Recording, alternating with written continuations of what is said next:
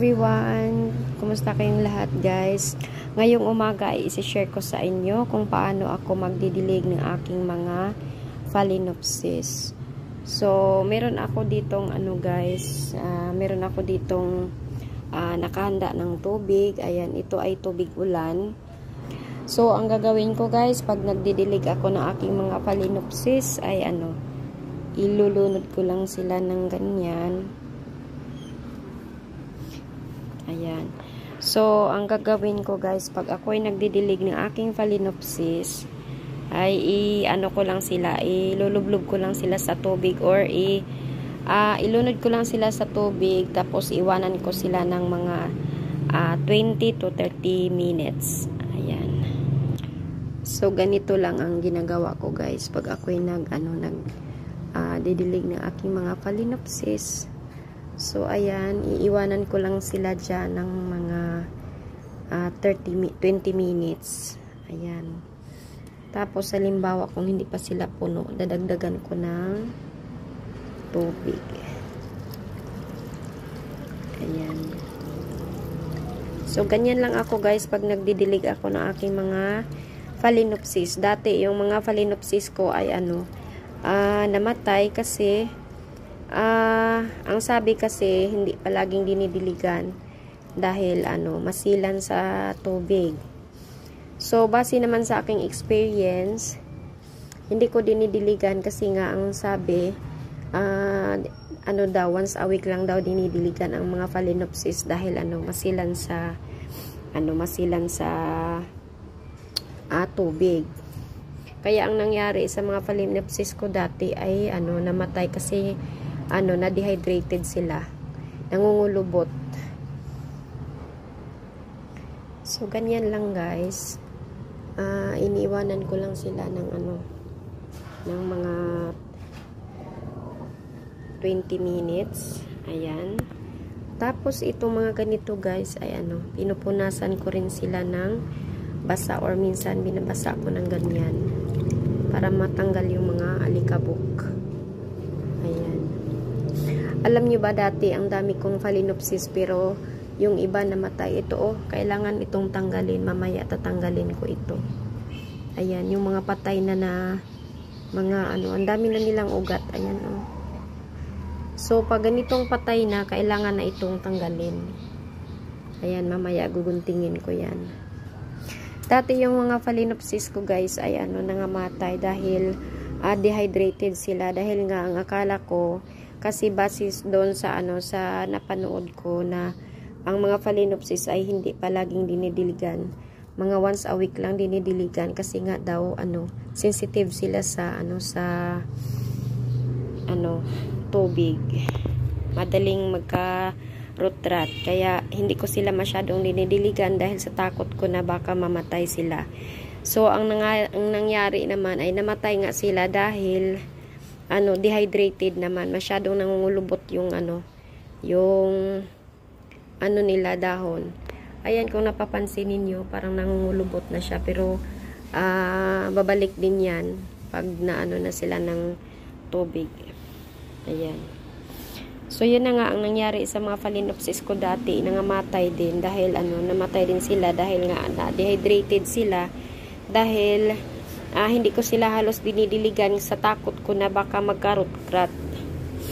So, yun naman pala, hindi pala dapat ganun. Base naman yun sa experience ko. Ang ginagawa ko ay ganito lang. So, iniiwanan ko sila ng mga 20 to 30 minutes. Ayan. Ayan guys, kung natapansin nyo, napaka-healthy naman ng mga dahon ng ng mga phalaenopsis ko. Pero, yung dinidilig ko dito guys ay mga tubig ulan. Hindi ko ito dinidiligan ng ng mga tubig na galing sa galing sa gripo. Ayan, ito dati akala ko mamamatay na ito. Ayan kasi nahulog. Ayan nahulog kaya nagkaganito ito nahulog. Tapos ito naman, itong isa, ayan buti nga lumaki na kasi dati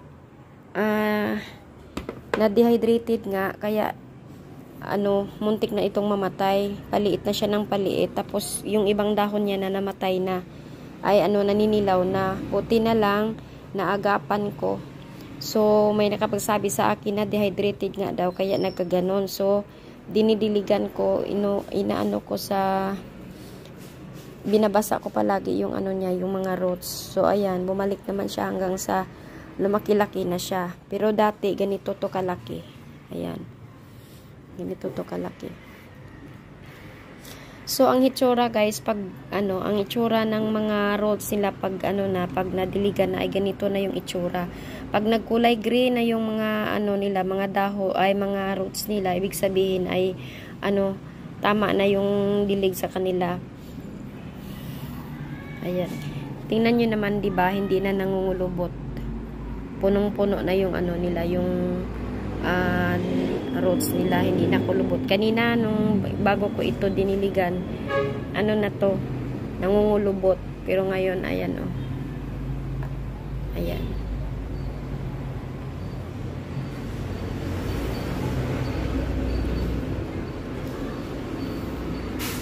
Ito, yung mga puti-puti na yan, hindi ko alam kung ano yan. Hindi naman natatanggal kahit pinupunasan ko.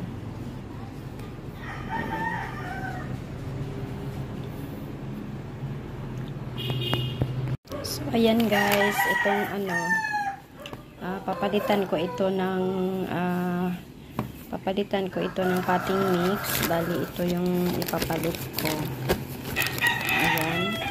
Papalitan ko ng ano, papalitan ko rin ito, bali, ang ipapalit ko ay ito. So, ito yung ipapalit ko nila. Tapos ito, hindi ko na lang ito papalitan guys. Bali, ang papalitan ko dito ay itong mga ano niya, potting mix niya, papalitan ko, ayan oh. So, tatanggalin ko yan. Papalitan ko ng ano, ganito. Ayan.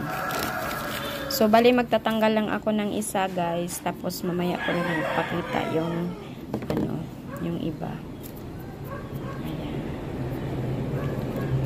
Ayan.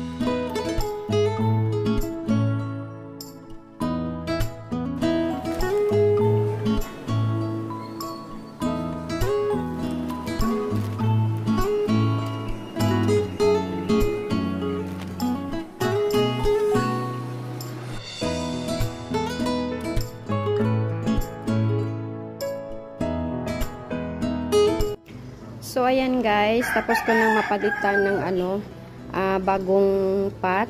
Ayan, pinalitan ko ng bagong pot, saka pati na rin yung pating media niya, pinalitan ko na rin. So, tinanggal ko yung mga dating dating pating media niya, yung mga nito, yung sphagnum moss at saka yung iba bunot, kasi na rin, bulok na rin. So, tinanggal ko, pinalitan ko ng pine barks. Ayan, so, maganda na tingnan yung bagong pot nila dahil hindi na masyadong maliit tulad dito. Tsaka isa pa, dahil nga maliit ko, kunti lang yung mailagay ko na potting mix. Tulad nito, ayan ang laki kaya nito. So, yung mga roots lumabas na. Ito nga lumabas na rin, pero hindi ko na lang tinanggal yung hindi ko na lang pinalitan ng ng pot dahil ayan, kung napapansin niyo, kumakapit na yung mga roots sa kumakapit na yung ugat sa sa ceramic pot. Kaya hinayaan ko na lang ganyan. Ang ginawa ko, tinanggal ko yung mga bulok na pating media doon sa loob, yung mga bunot na bulok na. So tinanggal ko, tapos pinalitan ko ng ng pine bark sa ilalim. Isiniksik ko na lang. Ayan. So hindi na pwedeng palitan ng Ito, ayan, meron pang natirang kukunting mga sphagnum moss, pero okay lang, hindi na marami. So, ayan, maganda na sila tingnan sa nila, bago nilang pating media. Ito rin, ayan ayan, hindi ko na sa ilalim dahil nga ang dami niyang hindi ko na siya maisiksik talaga sa ilalim, guys, dahil ang dami niyang ugat. Hindi naman pwedeng tanggalin natin yung ugat dahil napaka-healthy ng ugat niya. So, ayan, nasa nasa itaas, pero yung mga ugat niya nasa ilalim, nilagyan ko pinutungan ko na lang ng pine barks. Ayan.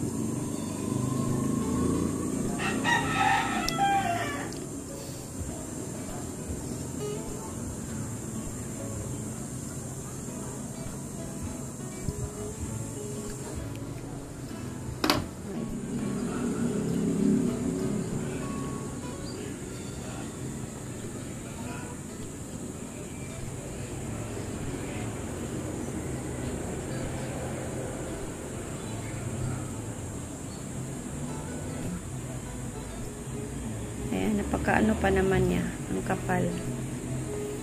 Ayan.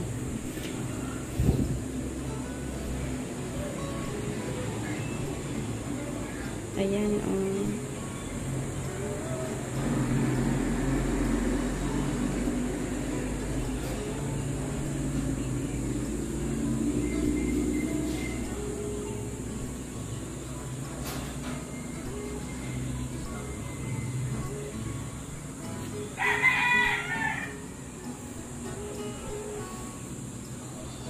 paano mo laklak uli. Ayan, sana magkaroon na naman ito ng bagong spike. Ang dami niyang ugat, guys. Ayan. Ang daming ugat. Lumalabas na talaga sa sa pot. Ayan,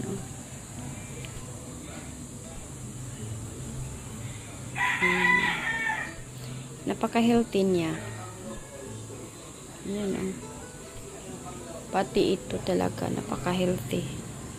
Ayan, kita nyo naman yung yung roots niya. Ito nga na sugatan ko kahapon. Ayan.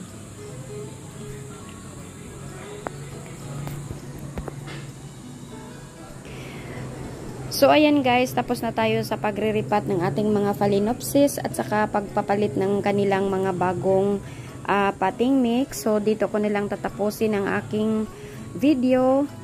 Maraming salamat sa inyong panonood at sana wag niyong kalimutang mag-subscribe sa aking munting channel. Thank you so much everyone. Bye-bye. God bless.